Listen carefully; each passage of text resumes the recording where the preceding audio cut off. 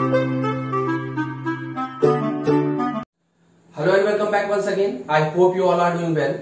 Today we will start one of the most important chapter in accounts, that is accounting equation. Student always confused in accounting equation. तो आज हम accounting equation को deep में समझेंगे, accounting equation के numerical करेंगे और ये देखेंगे कि accounting equation बनती कैसे है। चलिए हम लोग accounting equation को देखते हैं। Before starting the accounting equation हम लोग अकाउंटिंग इक्वेशन के डेरिवेशन को समझेंगे, उसके न्यूमेरिकल करने से पहले ये समझेंगे अकाउंटिंग इक्वेशन होती क्या है और अकाउंटिंग इक्वेशन बनी कैसे है।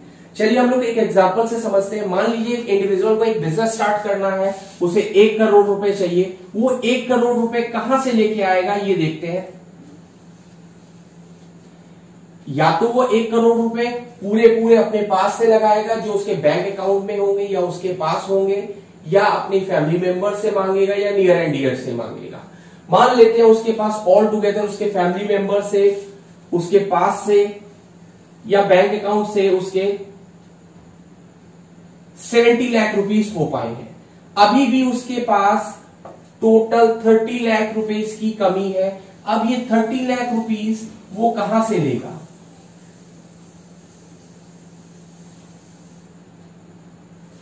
अब ये 30 लाख रुपीस वो या तो किसी एक्सटर्नल आउटसाइडर से लेगा या बैंक से लोन के रूप में लेगा, क्योंकि जो भी उसके पास था वो उसने लगा दिया है।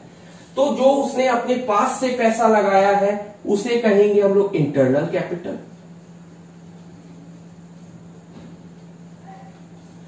और जो उसने बाहर से पैसा लेके लगाया है उसे कहेंगे एक्सटर्नल कैपिटल।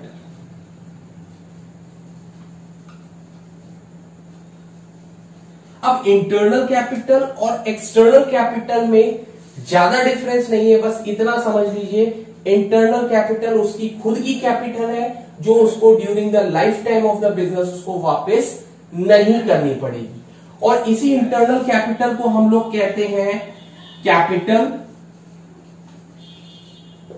अब बात करते हैं एक्सटर्नल कैपिटल की। जो एक्सटर्नल कैपिटल जो उसने अरेंज किया है पैसा, या तो बैंक से लिया है या मनी लेंडर से लिया, उसको एक फिक्स समय बाद उसको वापस करना पड़ेगा during the life time of the business. इसको हमें during the life time of the business वापस नहीं करना पड़ता है, ये पूरा बिजनेस में लगा रहता है और ये with in a period, short period of time या लॉन्ग पीरियड ऑफ टाइम इसको वापस करना पड़ता है। इस एक्सटर्नल कैपिटल को हम लोग कहते हैं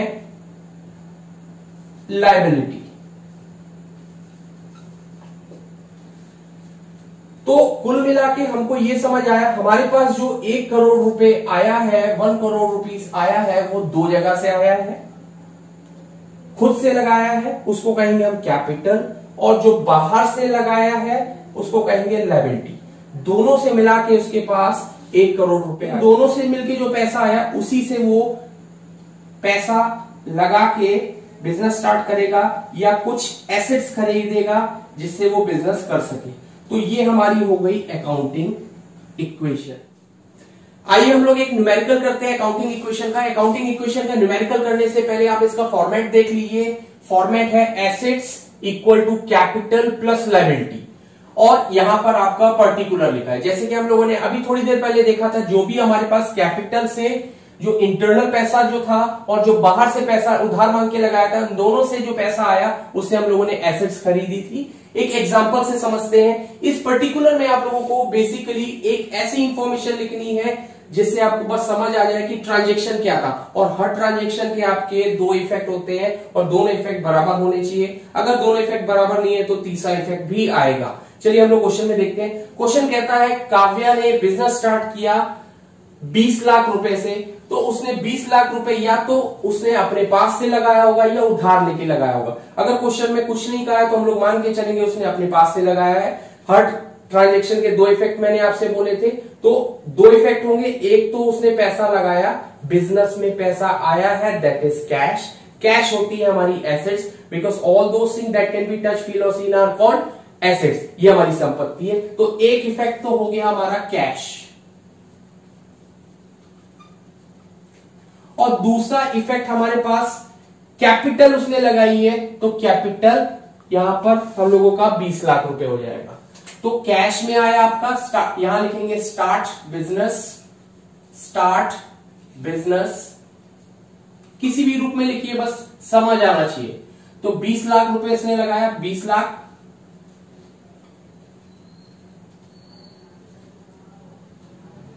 रुपए ये लगाया, और कैपिटल में आपका आएगा 20 लाख रुपए।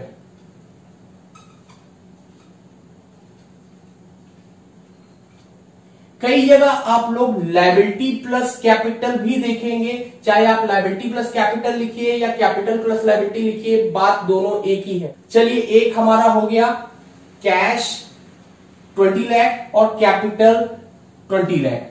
अब देखिए नेक्स्ट हमारा क्या है, नेक्स्ट हमारा कहता है बिजनेस में पैसा 20 लाख आया, उस 20 लाख से हम लोगों ने एक एसेट्स खरीदी, दैट इज कॉल्ड बिल्डिंग,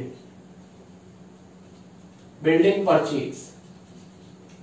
अब बिल्डिंग हम लोगों ने परचेज करी तो फिर से ट्रांजैक्शन में दो इफेक्ट है, एक बिल्डिंग की बात हो रही है और एक कैश की बात हो रही है। तो बिल्डिंग जब खरीदेंगे तो बिल्डिंग हमारे पास आएगी और कैश जाएगा, दोनों की दोनों हमारी एसेट्स हैं। तो देखिए यहां पर एक कॉलम खुल जाएगा हम लोगों का बिल्डिंग का,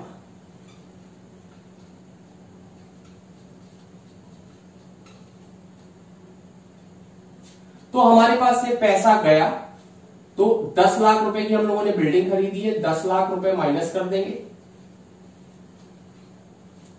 और यहां पर 10 लाख रुपए ऐड कर देंगे।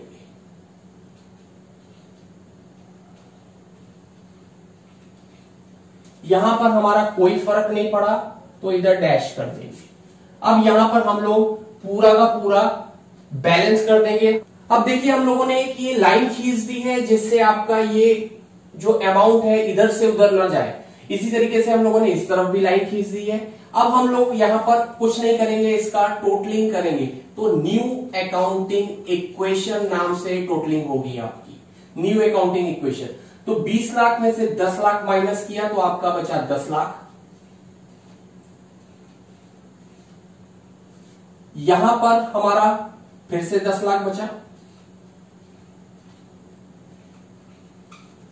और यहां पर की बात करें तो यहां पर भी हम लोगों का कुछ ना उतरा, सीधा सीधा 20 लाख वही उतर गया। अब हम लोग देखेंगे यहां पर LHS और RHS का सम बराबर आना चाहिए, यानी कि सारी एसेट्स और कैपिटल और लायबिलिटी का सम मिला के बराबर होना चाहिए। तो 10 लाख ये, 10 लाख ये, 20 लाख और ये 20 लाख।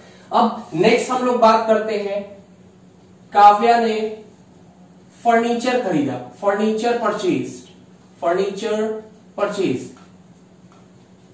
तो 10,000 रुपए का हम लोगों ने फर्नीचर खरीदा है।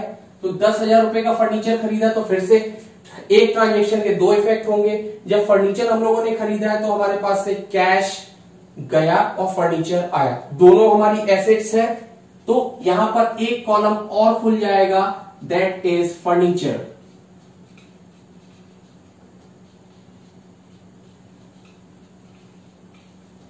तो कैश हमारे पास से गया है 10,000 रुपए, जो हम लोग माइनस में है उसको ब्रैकेट में लिखेंगे 10,000। इधर कोई भी इफेक्ट नहीं हुआ है बिल्डिंग में तो डैश। अब देखिए लिखने का प्रेजेंटेशन देखिएगा, फर्नीचर की सीध में फर्नीचर और यहां से इसकी सीध में, तो 10,000 रुपए इधर लिखेंगे।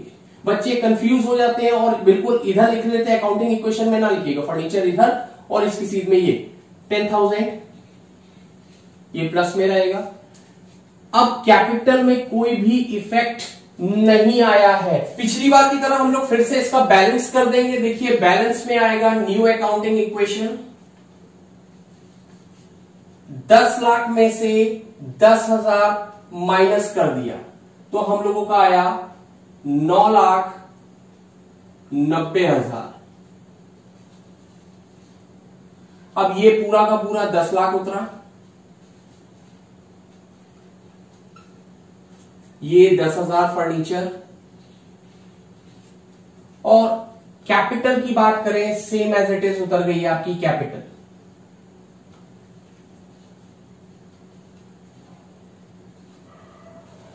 अब हम लोग बात करते हैं नेक्स्ट की। नेक्स्ट में बात कर रहा है कि हम लोगों ने गुड्स खरीदा है परचेज गुड्स, जिस चीज का बिजनेस होता है उसे हम लोग गुड्स कहेंगे। तो गुड्स खरीदेंगे तो फिर से दो इफेक्ट हुए, गुड्स आया और पैसा गया।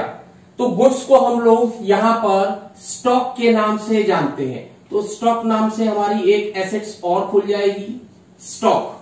तो हम लोगों ने 20,000 रुपए का जो गुड्स खरीदा है तो कैश से माइनस करेंगे 20,000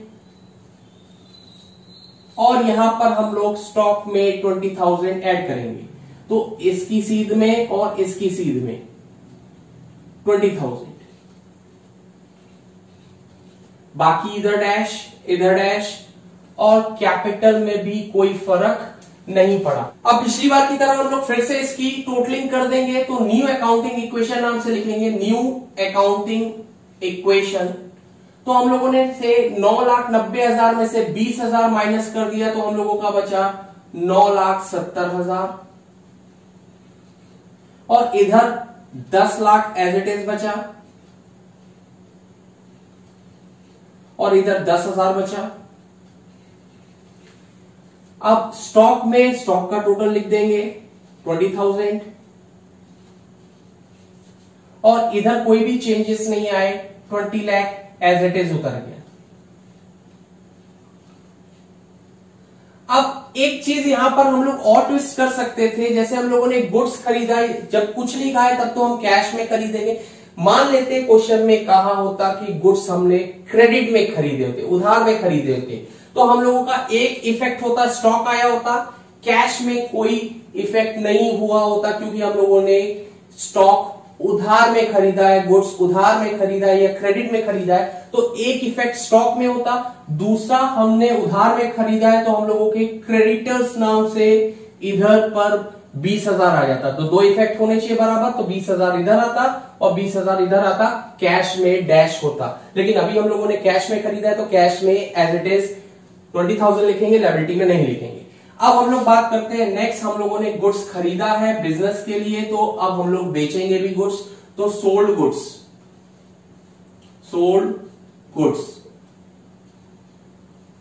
है तो 8,000 रुपए हम लोगों के पास आया, इधर डैश और 8,000 रुपीज के गुड्स हमारे पास से चले गए तो इधर डैश।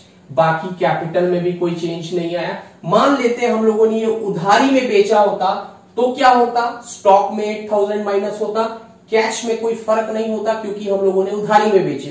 तो कभी ना कभी हम लोगों को गुड्स मिलने हैं तो हम लोगों का एसेट्स में डेटर नाम से एक कॉलम और जुड़े आता 8,000। अगेन हम लोग यहां पर अकाउंटिंग इक्वेशन निकालेंगे, बैलेंस कर देंगे इन लोगों का। तो न्यू अकाउंटिंग इक्वेशन, तो हम लोगों ने यहां पर सोल्ड किया था तो प्लस होगा, तो यहां पर हो गया 9,78,000, यहां पर हो गया आपका 10 लाख,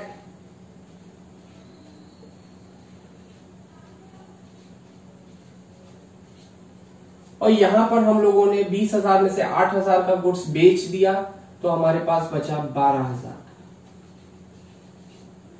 तो यहां पर कोई फर्क नहीं पड़ा तो वही 20 लाख। आप हर बार जब अकाउंटिंग इक्वेशन करते हैं तो एलएचएस और आरएचएस को टैली कर लिया करिए बराबर है कि नहीं। अगर एलएचएस आरएचएस बराबर नहीं होगा तो क्वेश्चन हमारा गलत है। अब मान लेते हैं एक नेक्स्ट पॉइंट में, जैसे कि क्वेश्चन में आपको बता रहा है कि हम लोगों ने एडिशनल कैपिटल लगाई। एडिशनल कैपिटल, बिजनेस में पैसे की कमी पड़ गई थी तो उन लोगों ने बिजनेस में एडिशनल कैपिटल 10 लाख रुपए की लगाई। अब 10 लाख रुपए की कैपिटल लगाई, इसके भी दो इफेक्ट होने चाहिए। जैसे स्टार्ट बिजनेस किया था, कैश आया था और कैपिटल आया था, सेम एज इट इज यहां पर हम लोग कैश और कैपिटल में 10 लाख रुपए जोड़ लें। तो 10 लाख रुपए हम लोगों ने इधर जोड़ा, बाकी जगह डैश, और 10 लाख रुपए हम लोगों का कैपिटल में आया।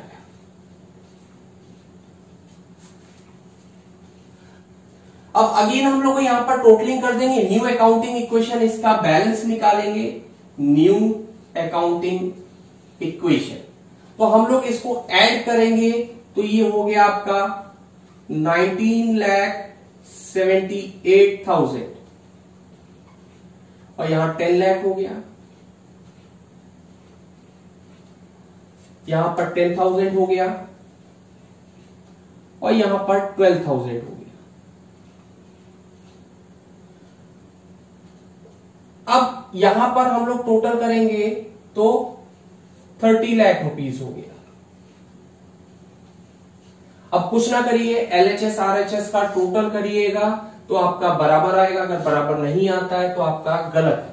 अब नेक्स्ट पार्ट लेते हैं हम लोग। नेक्स्ट जैसे क्वेश्चन में कह रहा है गुड्स हम लोगों ने खरीदे हैं, कुछ गुड्स हम लोगों ने कैश में खरीदे हैं, कुछ गुड्स हम लोगों ने उधार में खरीदे। तो क्वेश्चन में आप लोगों को कह रहा है कि टोटल आपने 8,000 के गुड्स खरीदे हैं, जिसमें से 5,000 के हम लोगों ने कैश में खरीदे हैं और 3,000 के क्रेडिट में खरीदे। तो हमारे पास टोटल जो स्टॉक आया गुड्स परचेज, टोटल स्टॉक आया हम लोगों के पास 8,000 का। जो हम लोगों ने कैश में खरीदे हैं वो है हमारे 5,000 के, तो 5,000 कैश से माइनस हो जाएगा।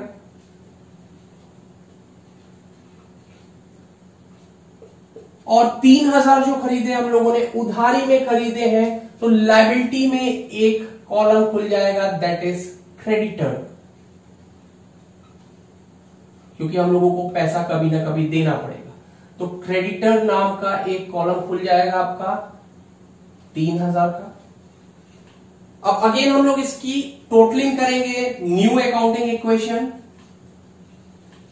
तो इसको हम लोगों ने माइनस किया तो आपका 19,73,000 और यहां पर 10 लाख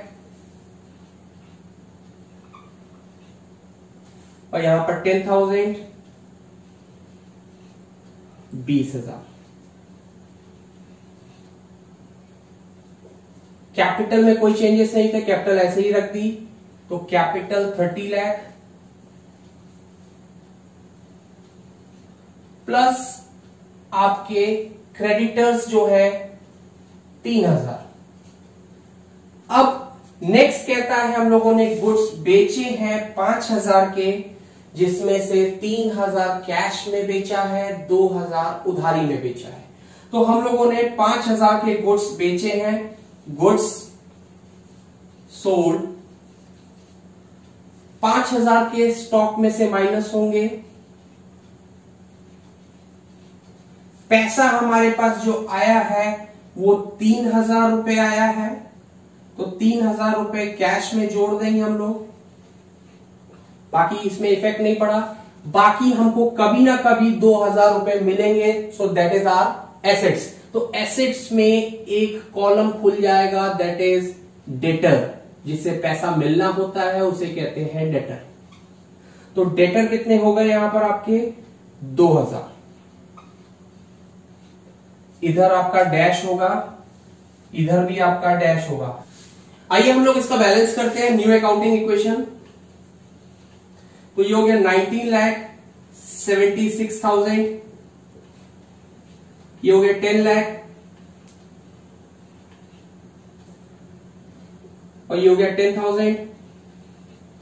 अब यहां पर 5,000 हम लोगों ने गुड्स बेच दिया था, तो हम लोगों का बचा 15,000। डेटर्स हमारे बचे 2,000 और 30 लाख कैपिटल बची। हम लोगों ने 3,000 क्रेडिटर है हमारे, जिसको देना है पेमेंट। अब हम लोग नेक्स्ट मान लेते हैं, हम लोगों को रेंट पे करना है, आउटस्टैंडिंग रेंट जो हम लोगों ने दिया नहीं है, 10,000 का मान लेते हैं। तो 10,000 का हम लोगों को रेंट पे करना है, हम लोगों ने अभी पे नहीं किया है, सो हमारी ये लायबिलिटी हो गई। तो लायबिलिटी हो गई यहां पर, तो एक जाएगा हमारा लायबिलिटी में आउटस्टैंडिंग रेंट नाम से, क्योंकि हम लोगों ने अभी दिया नहीं है। अगर हम लोगों ने दे दिया होता तो हम लोगों का यहां पर कैश से माइनस होता और कैपिटल से माइनस होता। क्योंकि एक चीज याद रखिए, सारे expenses, losses, income and gains are adjusted from capital. So rent जो हम लोगों ने पे कर दिया होता तो हम लोगों का कैपिटल से माइनस होगा, क्योंकि हम लोगों का एक्सपेंस था। लेकिन हम लोगों ने इधर पे नहीं किया है तो भी हमारा कैपिटल से माइनस होगा, क्योंकि एक्सपेंस है। और आउटस्टैंडिंग में चला जाएगा। लेकिन मान लीजिए हम लोगों ने पे कर दिया होता तो हम लोगों का कैपिटल से माइनस होता और कैश से माइनस होता, लेकिन यहां पर हम लोगों का कैश से माइनस नहीं होगा क्योंकि हम लोगों का लायबिलिटी है। कैश में डैश, यहां पर डैश डैश डैश डैश, हम लोग 10,000 रुपीज मान लीजिए हम लोग यहां पर पेमेंट करते हैं, तो हमारी कैपिटल से माइनस होगा और इधर आउटस्टैंडिंग लायबिलिटी की सीध में यहां पर 10,000 रुपीज रख दिया जाएगा। तो हम लोग यहां पर कुछ नहीं करेंगे, फिर से बैलेंस कर देंगे। चलिए बैलेंस देखते हैं। न्यू अकाउंटिंग इक्वेशन 19,76,000, 10 लाख, 10,000, 15,000, 2,000 और इधर माइनस करा तो ये बचा 1 2 3 0 ये, फिर 9, फिर 9 2, 29,90,000 और ये बचा आपका 3,000 और यहां पर 10,000। अब लास्ट मान लीजिए हम लोग यहां पर एक्सपेंस की एक बात करते हैं। हमने एक एक्सपेंस एडवांस में दे दिया है, प्रीपेड एक्सपेंस मान लेते हैं, प्रीपेड एक्सपेंस। तो हम लोगों ने एडवांस में दे दिया है तो हम लोग कभी वापस भी ले सकते हैं, तो हम लोग वापस ले सकते हैं। So that is our asset, prepaid नाम से खुल जाएगी एक्सपेंस, प्रीपेड एक्सपेंस, क्योंकि हम लोग वापस भी ले सकते हैं। तो हमारा कुछ नहीं, यहां पर पैसा गया है, मान लीजिए 10,000 रुपए हमारा प्रीपेड एक्सपेंस है और यहां पर 10,000 रुपए रख देंगे और बाकी जगह कुछ नहीं रहेगा, डैश रख देंगे, इधर dash dash dash dash dash dash और डैश। तो यहां पर 10,000 रुपए हम लोगों ने माइनस किया तो 19 lakh, new accounting equation 19,66,000, 10 lakh, 10,000 और 15,000, 2,000 और 10,000, 29,90,000 प्लस 3,000 प्लस 10,000। तो हम लोगों को यहां पर बस ये देखना है कि जितनी भी एसेट्स है इन सब का टोटल कर लेंगे और जितनी भी लायबिलिटी है उन सब का टोटल बराबर आना चाहिए। अब इसका टोटल जो आ रहा है 30,03,000, तो यहां पर एसेट्स का टोटल 30,03,000 आ रहा है। अब अगर हम इधर की बात करें तो कैपिटल को अलग से लिखें 29,90,000 और ये हो गया पूरी लायबिलिटीज एक साथ लिख लें जो एक्सटर्नल वाली है 13,000। तो यही आपका अकाउंटिंग इक्वेशन के रूप में भी आ गया। तो आपकी ये अकाउंटिंग इक्वेशन इस फॉर्मेट में बन गई आपकी, assets equal to capital plus liability. Assets का हो गया 30,03,000 और कैपिटल में 29,90,000 प्लस लायबिलिटी 13,000। तो इस तरीके से हम लोगों की अकाउंटिंग इक्वेशन बराबर आ गई। आई होप आपको ये क्वेश्चन समझ आया हो। नेक्स्ट वीडियो में हम लोग इसके टिपिकल क्वेश्चंस करेंगे। Thank you and have a nice day.